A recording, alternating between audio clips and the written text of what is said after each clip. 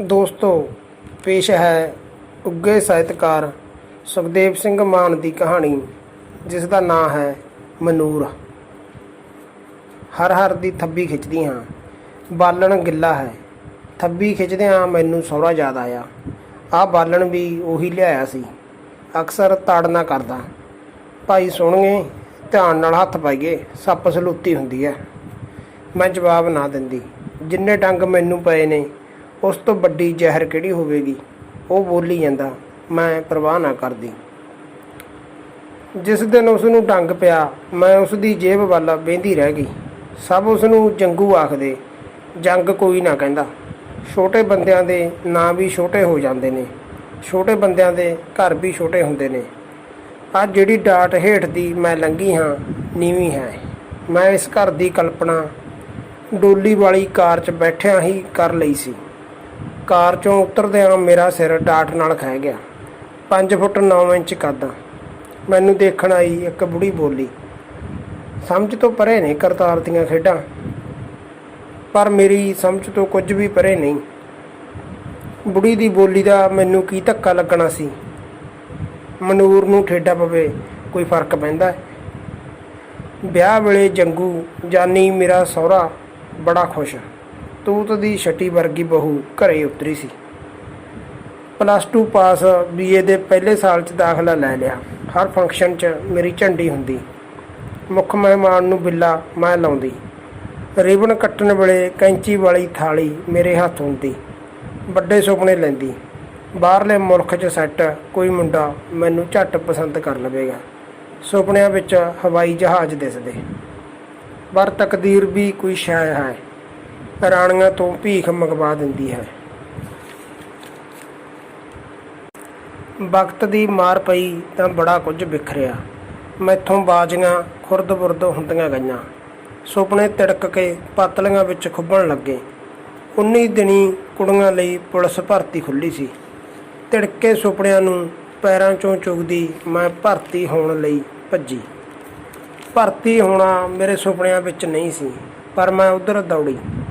किते चुटकी मारिया लंबी दौड़ कड्ढण वाली मैं दौड़ विच पछड़ गई। बखियां फुल गईयां, जीभ तालूए नाल जा लगी। मैदान विच बेहोश हो के डिग पई। मैनू हस्पताल पुजदा कीता गया। डॉक्टरनी ने निरीखण किया। उस दी बोली मेरे कालजे विच बरछी वांग लै गई, प्रैगनेंट। ये शब्द सुन अखां मूहरे हनेरा छा गया। एक नहीं, 2 नहीं, तीजी बाजी भी मैं हार गई सी।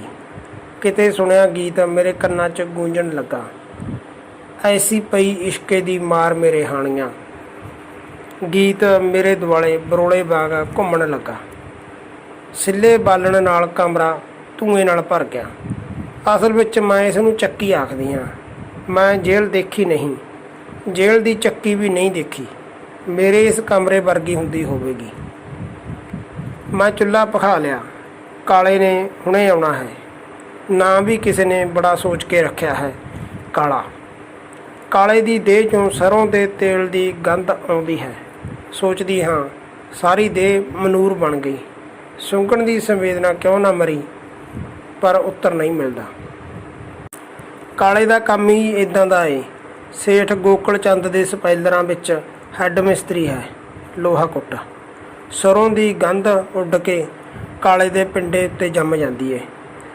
ਚੱਕੀ 'ਚ ਆਉਂਦਾ ਹੈ ਤਾਂ ਗੰਧ ਖਿੱਲਰ ਜਾਂਦੀ ਹੈ। ਪਿਛਲੇ ਸਿਆਲ ਜਾਨੀ ਮੇਰੇ ਮੁਕਲਾਵੇ ਤੋਂ 15ਵੀਂ ਰਾਤ ਕਾਲਾ ਅੱਧੀ ਰਾਤ ਘਰ ਆਇਆ।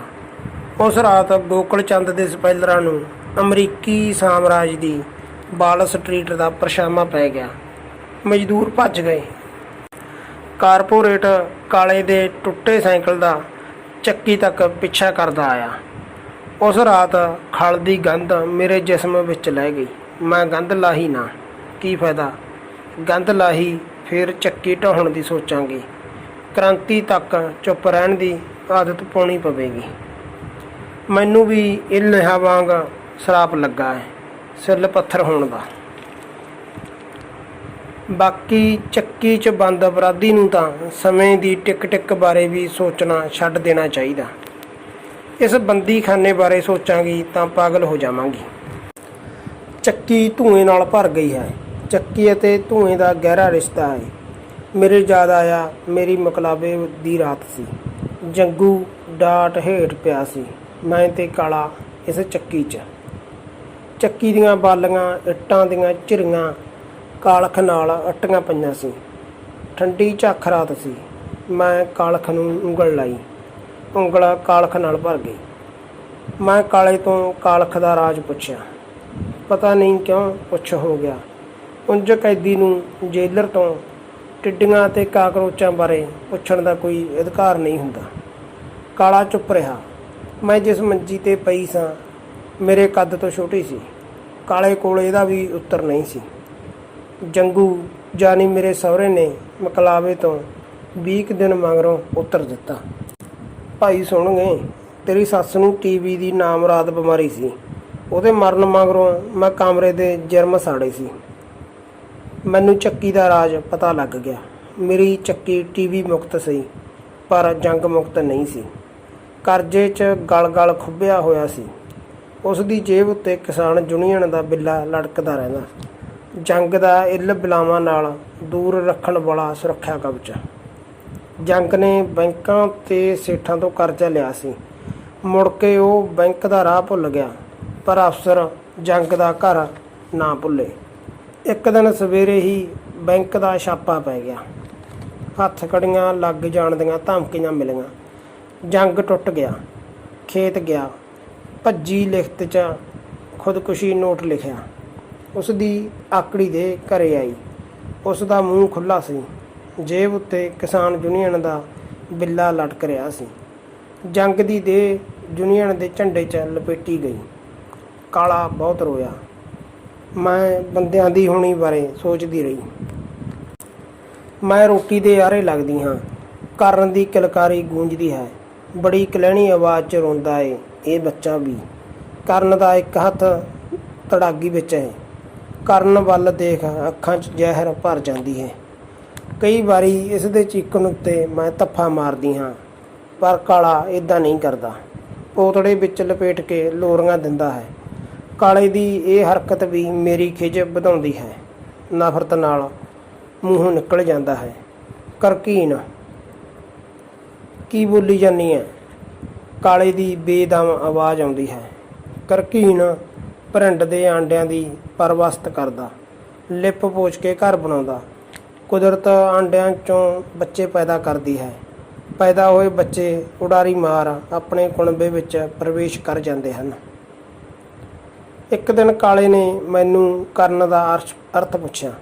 ਉਦੋਂ ਉਹ ਸੇਠ ਦੇ ਕਾਰਖਾਨੇ ਉੱਤੇ ਵਾਲ ਸਟਰੀਟ ਦੇ ਪਏ ਪਰਛਾਵੇਂ ਮਗਰੋਂ ਵਿਹਲਾ ਸੀ। ਮੈਂ ਕੋਈ ਕੰਮ ਤੋਰਨ ਬਾਰੇ ਸੋਚ ਰਹੀ ਸੀ। ਮੈਂ ਚੁੱਪ ਰਹੀ। ਜੇ ਮੈਂ ਕਰਨ ਦਾ ਅਰਥ ਦੱਸ ਵੀ ਦਿੰਦੀ, ਫਿਰ ਕਿਹੜਾ ਕਾਲੇ ਨੇ ਮੇਰਾ ਮੋਗਾ ਬੰਦ ਕਰ ਦੇਣਾ ਸੀ। ਉਸ ਕੋਲ ਕਾਲਾ ਧੂਸ਼ ਸਰੀਰ ਹੈ, ਆਵਾਜ਼ ਨਹੀਂ, ਗਰਜ ਨਹੀਂ। ਇੱਕ ਦਿਨ ਮੈਂ ਉਸ ਨੂੰ ਫਰਾਂਸੀਸੀ ਇਨਕਲਾਬ ਦੀ ਗੱਲ ਸੁਣਾਈ। ਕਿਵੇਂ ਇੱਕ ਮਜ਼ਦੂਰ ਕੁਲਕ ਨੂੰ ਮਾਰਨ ਲਈ 400 ਮੀਲ ਤੋਂ ਆਉਂਦਾ ਹੈ। ਕਾਲਾ ਇਸ ਨੂੰ ਪਰੀ ਕਥਾ ਸਮਝ ਬੈਠਾ। ਮੇਰਾ ਇਸ਼ਾਰਾ ਨਾ ਸਮਝਿਆ। ਉਸ ਦਿਨ ਕਾਲੇ ਨੂੰ ਕਾਹਲੀ ਸੀ। ਬਾਹਰ ਵੋਟਾਂ ਵਾਲੇ ਪੈਸੇ ਵੰਡ ਰਹੇ ਸੀ। ਕਾਲੇ ਨੂੰ ਆਵਾਜ਼ਾਂ ਪੈ ਰਹੀਆਂ ਸੀ। ਮੈਂ ਉਸ ਦੇ ਮਗਰ ਗਈ। ਡਾਟ ਓਲੇ ਲੁਕ ਕੇ ਖੜ ਗਈ। ਜਲਵੰਤ ਦਾ ਇੱਕ ਸਾਥੀ ਕੁਲਕ ਪੈਸੇ ਵੰਡ ਰਿਹਾ ਸੀ। ਮੈਂ ਇਸ ਨੂੰ ਕਾਲਜ 'ਚ ਦੇਖਿਆ ਸੀ। ਉਸ ਵੱਲ ਦੇਖ ਅੱਖਾਂ 'ਚ ਖੂਨ ਉਤਰ ਆਇਆ। ਕਾਲੇ ਦੀ ਵੋਟ ਪਰਚੀ ਚੈੱਕ ਹੋਈ। 1000 ਰੁਪਈਆ ਉਸ ਦੀ ਤਲੀ ਉੱਤੇ ਧਰ ਦਿੱਤਾ। ਭਰਜਾਈ ਦਾ 1000 ਵੀ ਲੈ ਜਾ, ਕੁਲਕ ਬੋਲਿਆ। ਮੇਰੀ ਵੋਟ ਬਣੀ ਨਹੀਂ ਸੀ। ਕਾਲਾ ਚੁੱਪ ਰਿਹਾ। ਭਰਜਾਈ ਮਾਓਇਸਟ ਹੈ?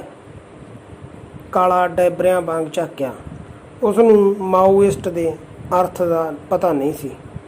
ਕਾਲਾ ਚੱਕੀ ਵਿੱਚ ਪਰਤ ਆਇਆ। ਮੈਂ ਉਸ ਵੱਲੋਂ ਮੂੰਹ ਫੇਰ ਲਿਆ। ਮੇਰੇ ਉਹ ਦਿਨ ਯਾਦ ਆਇਆ ਜਦੋਂ ਕਰਨ ਕੁੱਖ ਵਿੱਚ ਸੀ। ਮੈਂ ਗੀਤਾ ਭਵਨ 'ਚੋਂ ਲਿਆ ਕੇ ਮਹਾਭਾਰਤ ਦਾ ਕੁੰਤੀ ਪਰਬ ਪੜ੍ਹਦੀ ਹੁੰਦੀ ਸੀ। ਮਹਾਭਾਰਤ ਦੇ ਕਰਨ ਦੇ ਪਿਤਾ ਦਾ ਨਾਂ ਸਥਾਪਿਤ ਕਰਨ ਲਈ ਰਿਸ਼ੀਆਂ ਨੂੰ ਬਹੁਤ ਮਿੱਥਕ ਕਹਾਣੀਆਂ ਘੜਨੀਆਂ ਪਈਆਂ, ਪਰ ਮੇਰੇ ਕਰਨ ਦੀ ਆਮਦ ਵੇਲੇ ਇੱਦਾਂ ਨਹੀਂ ਹੋਇਆ। ਪੁਲਿਸ ਦੌੜ ਵੇਲੇ ਇਸ ਦੀ ਹੋਂਦ ਬਾਰੇ ਮੈਨੂੰ ਪਤਾ ਲੱਗਾ। ਉਸ ਤੋਂ ਮਗਰੋਂ ਮੇਰੇ ਮਾਮਾ ਕੌਰ ਸਿੰਘ ਨੂੰ, ਮਾਮਾ ਰਿਸ਼ੀ ਨਹੀਂ ਸੀ, ਉਸ ਨੇ ਕਰਨ ਦੇ ਪਿਤਾ ਦਾ ਨਾਂ ਸਥਾਪਿਤ ਕਰਨ ਲਈ ਇੱਕ ਵੀ ਕਾਂਡ ਨਾ ਲਿਖਿਆ। ਜੋੜੇ ਪਾਏ ਬਿਨਾਂ ਜੰਗ ਦੇ ਘਰ ਆਇਆ। ਮਾਮਾ ਜਾਣਦਾ ਸੀ ਸੋਹਣੀ ਨੂੰ ਕੀ ਸਜ਼ਾ ਦਿੱਤੀ ਜਾਵੇ, ਸੋਹਣੀ ਨੂੰ ਕਿਸ ਚੱਕੀ ਵਿੱਚ ਬੰਦ ਕੀਤਾ ਜਾਵੇ। ਮੈਂ ਕਾਲੇ ਦੇ ਘਰੇ ਵਸਣ ਲੱਗੀ। ਜੰਗ ਦੇ ਮਰਨ ਮਗਰੋਂ ਕਾਲੇ ਨੂੰ ਕਬੀਲਦਾਰੀ ਤੋੜਨ ਲੱਗੀ। ਇੱਕ ਦਿਨ ਕਾਲਾ ਮੇਰਾ ਗਰਭ ਚੈੱਕ ਕਰਵਾਉਣ ਲੈ ਗਿਆ। ਡਾਕਟਰਨੀ ਨੇ ਪਰਚੀ ਲਿਖ ਦਿੱਤੀ। ਖੁਰਾਕ ਵਾਲੀ ਪਰਚੀ ਮੈਂ ਕਾਲੇ ਤੋਂ ਫੜ ਲਈ। ਮੈਂ ਕਿਹੜਾ ਬਿਮਾਰ ਹਾਂ, ਡਾਕਟਰ ਤਾਂ ਇਦਾਂ ਹੀ ਲਿਖਦੇ ਹੁੰਦੇ ਆ। ਜਾਪਾ ਵੀ ਸਰਕਾਰੀ ਹਸਪਤਾਲ ਵਿੱਚ ਹੋ ਗਿਆ। ਸੱਤਿਆ ਸੁੱਤੀ ਗਈ। ਇੱਕ ਵਾਰੀ ਤਾਂ ਇਦਾਂ ਲੱਗਿਆ ਮੁੜ ਕੇ ਤੁਰਨ ਜੋਗਰੀ ਹੋਵਾਂਗੀ ਜਾਂ ਨਹੀਂ। ਜਿੰਨਾ ਝੀਲ ਵਰਗੀਆਂ ਅੱਖਾਂ ਵਿੱਚ ਸਰਦਾਰਾਂ ਦਾ ਪੁੱਤ ਜਲਵੰਤ ਡੁੱਬ ਗਿਆ ਸੀ, ਚਮਕਹੀਣ ਹੋ ਗਈਆਂ। ਮੈਂ ਉੱਠ ਖੜੀ। ਜਾਪਾ ਕੱਟਿਆ ਗਿਆ। ਜਦੋਂ ਕਰਨ ਦੀ ਕਿਲਕਾਰੀ ਗੂੰਜਦੀ, ਮੇਰੇ ਅੰਦਰਲੀ ਨਾਗਣ ਵਿਸ਼ ਘੋਲਣ ਲੱਗ ਪੈਂਦੀ, ਦੇਹ ਨੀਲੀ ਪੈ ਜਾਂਦੀ। ਅਰਸ਼ੋਂ ਫਰਸ਼ ਉੱਤੇ ਪਟਕਾਉਣ ਵਾਲਾ ਕਿੰਨੇ ਮਖੌਟੇ ਪਹਿਨੀ ਫਿਰਦਾ ਸੀ।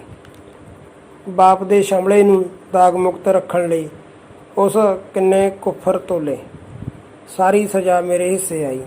ਉਹ ਤਾਂ ਦੇਸ਼ ਭਗਤ ਪਰਿਵਾਰ ਦਾ ਫਰਜ਼ੰਦ ਸੀ, ਅੰਦੋਲਨਾਂ ਵਿੱਚ ਜੇਲਾਂ ਕੱਟਣ ਵਾਲੇ ਪਿਤਾ ਦਾ ਸ਼ਰੀਫ ਪੁੱਤਰ। ਪਹਿਲੀ ਵਾਰ ਜਲਵੰਤ ਮੈਨੂੰ ਕਾਲਜ 'ਚ ਫੰਕਸ਼ਨ 'ਤੇ ਮਿਲਿਆ। ਮੈਂ ਕਿਸੇ ਫਿਲਮੀ ਗੀਤ 'ਤੇ ਡਾਂਸ ਕੀਤਾ ਸੀ। ਤਾੜੀਆਂ ਮਗਰੋਂ ਨੋਟ ਭਰੇ। 1000 ਇਨਾਮ ਭੇਜਣ ਵਾਲੇ ਦਾ ਨਾਂ ਬੋਲਿਆ ਗਿਆ। ਜਲਵੰਤ ਸਿੰਘ ਬੇਟਾ Sanmukh Singh, ex chairman market committee. Jalwant ਮੈਨੂੰ ਸਿੱਧਾ ਨਹੀਂ ਮਿਲਿਆ, ਬੁਝਾਰਤ ਬਣਦਾ ਗਿਆ। ਮੈਂ ਖਿੱਚਦੀ ਗਈ। ਉਸ ਦਿਨ ਪ੍ਰਸਤਾਵ ਰੱਖਿਆ, ਚੱਲ ਤੈਨੂੰ ਆਪਣਾ ਬਾਗ ਦਿਖਾਵਾਂ। ਆਪਣਾ ਬਾਗ ਕਹਿਣ 'ਚ ਉਹ ਸਹਿਜ ਸੀ। ਮੈਂ ਮੰਨ ਗਈ। ਉਸ ਦਾ ਬੁਲਟ ਹਵਾ ਚੀਰਨ ਲੱਗਿਆ। ਮੇਰੇ ਲੰਬੇ ਵਾਲ ਹਵਾ 'ਚ ਉੱਡਣ ਲੱਗੇ। ਬਾਗ ਦੇਖ ਮੇਰੀਆਂ ਅੱਖਾਂ ਵਿੱਚ ਸੁਪਨੇ ਤੈਰਨ ਲੱਗੇ। ਜਲਵੰਤ ਸੁਪਨੇ ਹੀ ਤਾਂ ਵੇਚ ਰਿਹਾ ਸੀ। ਇੱਕ ਦਿਨ ਮੈਨੂੰ ਕੋਠੀ ਲੈ ਗਿਆ। ਮਹਿਲ ਵਰਗੀ ਕੋਠੀ ਦੀਆਂ ਫਸੀਲਾਂ ਦੇਖ ਮੈਂ ਕੋਠੀ ਦੀ ਮਾਲਕਣ ਹੋਣ ਦੀ ਕਲਪਨਾ ਕਰਨ ਲੱਗੀ। ਜਲਵੰਤ ਦਾ ਬਾਪ ਸੁਖਮਨ ਆ ਗਿਆ। ਜਲਵੰਤ ਦਾ ਰੰਗ ਉੱਡ ਗਿਆ। ਮੈਂ ਘਬਰਾਈ ਨਹੀਂ, ਸਤਿ ਸ੍ਰੀ ਅਕਾਲ ਬੁਲਾਈ। ਸੁਖਮਨ ਸਿੰਘ ਦੇ ਭਰਵੱਟਿਆਂ 'ਚ ਕਈ ਨਾਗ ਕੁੰਡਲੀਆਂ ਮਾਰੀ ਬੈਠੇ ਸਨ। ਮੇਰਾ ਦਿਲ ਬੈਠ ਗਿਆ। ਮੈਂ ਲੁੱਟੀ ਗਈ ਸੀ। ਫੋਨ ਲਾਉਂਦੀ ਰਹੀ। ਜਲਵੰਤ ਦਾ ਵਤੀਰਾ ਬਦਲ ਗਿਆ। ਹਾਰ, ਘਿਰਨਾ ਅਤੇ ਬੇਬਸੀ ਤੋਂ ਬਿਨਾਂ ਕੁਝ ਵੀ ਮੇਰੇ ਪੱਲੇ ਨਹੀਂ ਸੀ। ਕਾਲਜ ਛੁੱਟ ਗਿਆ। ਮਾਮਾ ਕੌਰ ਸਿੰਘ ਦੀ ਨਿਸ਼ਚਿਤ ਕੀਤੀ ਸਜ਼ਾ ਸਵੀਕਾਰ ਕਰ ਲਈ। ਕਾਲੇ ਦਾ ਸਾਈਕਲ ਖੜਕਿਆ। ਉਹ ਡਾਟ ਲੰਘ ਆਇਆ। ਮੈਂ ਰੋਟੀ ਪੁੱਛੀ। ਉਹ ਅਣਮੰਨੇ ਚਿੱਤ ਨਾਲ ਹਾਂ ਕਰਦਾ ਹੈ। ਉਸ ਦਾ ਹੱਥ ਮੱਥੇ 'ਤੇ ਹੈ। ਸਪਾਈਲਰ ਵਾਲੀ ਨੌਕਰੀ ਤਾਂ ਗਈ ਸਮਝ। ਜਥੇਬੰਦੀ ਦੱਸਦੀ ਸੀ ਵੱਡੀ ਸਨਅਤ ਛੋਟੀ ਸਨਅਤ ਨੂੰ ਖਾਈ ਜਾਂਦੀ ਹੈ। ਪਰ ਕਾਰਪੋਰੇਟ ਕੀ ਹੁੰਦਾ ਹੈ? ਮੈਂ ਕਾਲੇ ਵੱਲ ਹੈਰਾਨ ਹੋ ਕੇ ਦੇਖਦੀ ਹਾਂ। ਉਸ ਨੂੰ ਕਾਰਪੋਰੇਟ ਬਾਰੇ ਕਿਸੇ ਨੇ ਦੱਸਿਆ ਹੋਵੇਗਾ। ਮੈਂ ਭਵਿੱਖ ਬਾਰੇ ਸੋਚਣ ਲੱਗੀ। ਕਾਲੇ ਦੇ ਚਿਹਰੇ 'ਚੋਂ ਜੰਗ ਦੀ ਝਲਕ ਪੈਣ ਲੱਗੀ। ਮੈਂ ਨੌਕਰੀ ਦੇਖਦੀ ਹਾਂ, ਇਹਦੀ ਦੇਖਭਾਲ ਤੂੰ ਕਰਿਆ ਕਰ। ਮੈਂ ਕਰਨ ਵੱਲ ਇਸ਼ਾਰਾ ਕਰਦੀ ਹਾਂ। ਕਾਲਾ ਕੋਈ ਹੰਗਾਰਾ ਨਹੀਂ ਭਰਦਾ। ਟੁੱਟੇ ਸਾਈਕਲ ਵੱਲ ਦੇਖਣ ਲੱਗਦਾ ਹੈ। 2 ਕੰਮਾਂ ਉੱਤੇ ਮੇਰੀ ਪੂਰੀ ਮੁਹਾਰਤ ਹੈ, ਬਿਊਟੀ ਪਾਰਲਰ ਅਤੇ ਆਰਕੈਸਟਰਾ। ਮੈਂ ਹੁਣ ਕੰਮਾਂ ਦੇ ਚੰਗਾ ਮੰਦਾ ਹੋਣ ਦੀ ਪਰਖ ਛੱਡ ਦਿੱਤੀ ਹੈ। ਮੈਂ ਆਰਕੈਸਟਰਾ ਗਰੁੱਪ ਚੁਣ ਲਿਆ। ਕਮਾਈ ਮੋਟੀ ਹੈ, ਪਰ ਮਨ ਅੰਦਰ ਸੁਪਨਿਆਂ ਦੇ ਖੰਡਰਾਤ ਅਤੇ ਭਵਜਲ ਹੈ। ਮੇਰੇ ਡਾਂਸ ਬਾਰੇ ਬੌਸ ਨੂੰ ਪਤਾ ਹੈ। ਮਲਕੀ ਕੀਮਾ ਦਾ ਖੂਹ ਵਾਲਾ ਸੀਨ ਮੈਂ ਜਿੰਦਾ ਕਰ ਦਿੰਦੀ ਹਾਂ। ਕਾਲਾ ਧੰਦਾ ਕਰਨ ਵਾਲੇ ਨੋਟਾਂ ਦਾ ਮੀਂਹ ਭਰਾ ਦਿੰਦੇ ਹਨ। ਬੌਸ ਨੂੰ ਇੱਕੋ ਚਿੰਤਾ ਹੈ, ਕੋਈ ਤਕੜਾ ਆਰਕੈਸਟਰਾ ਗਰੁੱਪ ਮੈਨੂੰ ਖੋਹ ਕੇ ਨਾ ਲੈ ਜਾਵੇ। ਬਾਜ਼ਾਰ ਵਿੱਚ ਬੰਦਿਆਂ ਦੇ ਮੁੱਲ ਇੱਦਾਂ ਹੀ ਪੈਂਦੇ ਨੇ। ਇੱਕ ਦਿਨ ਬੌਸ ਡਰਿਆ ਸਹਿਮਿਆ ਮੇਰੇ ਕੋਲ ਆਇਆ। ਮੈਂ ਉਸ ਦੇ 2 ਪ੍ਰੋਗਰਾਮ ਮਿਸ ਕਰ ਦਿੱਤੇ ਸੀ। ਉਸ ਦੇ ਹੱਥ ਅੰਗਰੇਜ਼ੀ ਵਿੱਚ ਛਪਿਆ ਕੀਮਤੀ ਵਿਆਹ ਦਾ ਕਾਰਡ ਸੀ। Jalwant Singh son of Sukhman Singh, ex chairman market committee. ਮੈਂ ਪ੍ਰੋਗਰਾਮ ਲਈ ਹਾਂ ਕਰ ਦਿੱਤੀ। ਮੇਰੇ ਨਾਮ 'ਤੇ ਹਾਲ ਵਿੱਚ ਤਾੜੀਆਂ ਪੈਣ ਲੱਗੀਆਂ। ਬੜੀ ਮੰਗ ਮਗਰੋਂ ਮੇਰਾ ਨਾਮ ਬੋਲਿਆ ਗਿਆ।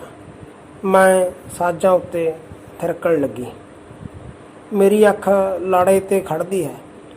ਅੱਖਾਂ ਵਿੱਚ ਲਾਲੀ ਉੱਭਰ ਆਉਂਦੀ ਹੈ। ਲਹਿੰਗੇ 'ਚ ਲਿਪਟੀ ਲਾੜੀ ਵੱਲ ਦੇਖਦੀ ਹਾਂ।